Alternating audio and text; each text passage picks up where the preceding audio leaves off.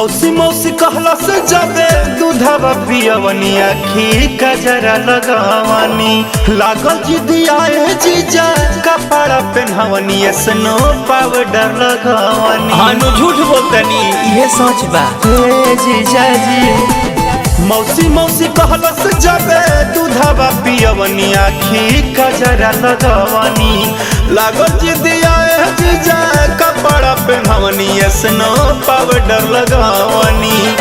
कतनो ले रही गोदी हम कमी रहता कतनो ले रही गोदी कौन कमी रहता ममहराइल बा बेटवा मम्मी कहता ममहराइल बा बेटवा जवन मम्मी कहता ममहराइल बा बेटवा। अरे जीजा जी घर भर परेशान बा माई बाबूजी सब लोग कभी एकरा का हो गइल बा।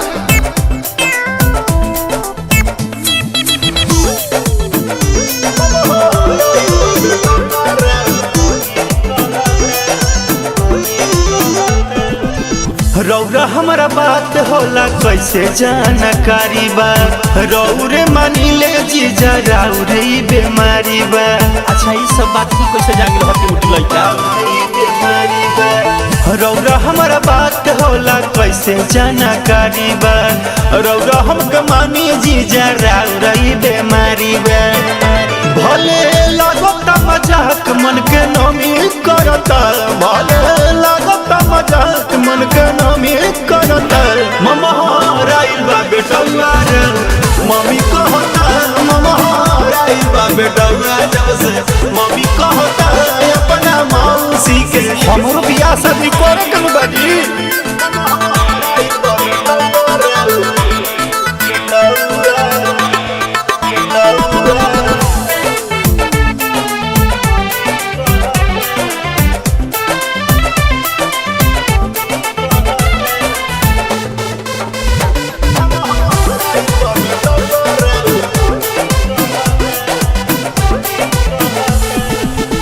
एको छन जाए नइखे देत हमके बहारा पानी भर कई दिन से गइल नइखी नहारा छोड़ियो पावतानी एकरा के एको छन जाए नइखे देत हमके बहारा पानी भर कई दिन से गइल नइखी नहारा।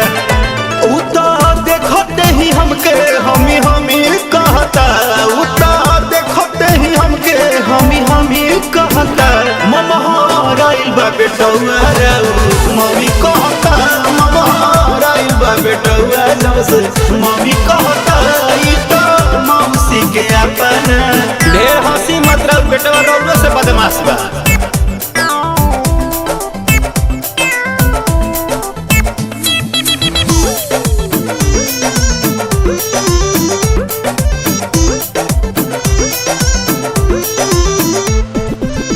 कइले खराब बड़ुए सब हमारा विधि के लागता राकेश जीजा भूल जाई दीदी के हमार भौजियो हमके शौक में देखतारी ए जी कइले खराब बड़ुए सब पूजा विधि के लागता कि अंगद मंजय भूल जाई दीदी के।